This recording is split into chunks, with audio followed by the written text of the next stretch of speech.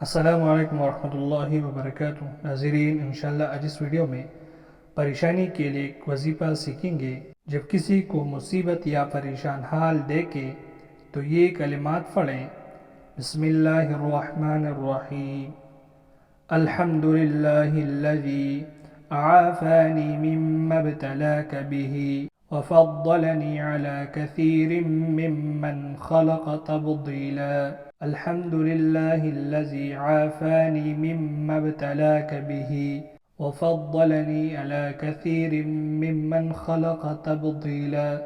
ترجمہ: شکر ہے اللہ کا جس نے مجھے اس چیز دکھ تکلیف سے عافیت میں رکھا جس میں تجھے مبتلا کیا ہے، اور بہت سی مخلوق پر مجھے نمایاں طور پر فضیلت دی۔ فائدہ: جو شخص کسی کو دکھ یا بیماری میں دیکھ کر مذکورہ بالا دعا پڑھ لے گا وہ زندگی بھر اس دکھ تکلیف سے محفوظ رہے گا۔ آج کے لیے صرف اتنے ہی۔ اللہ حافظ۔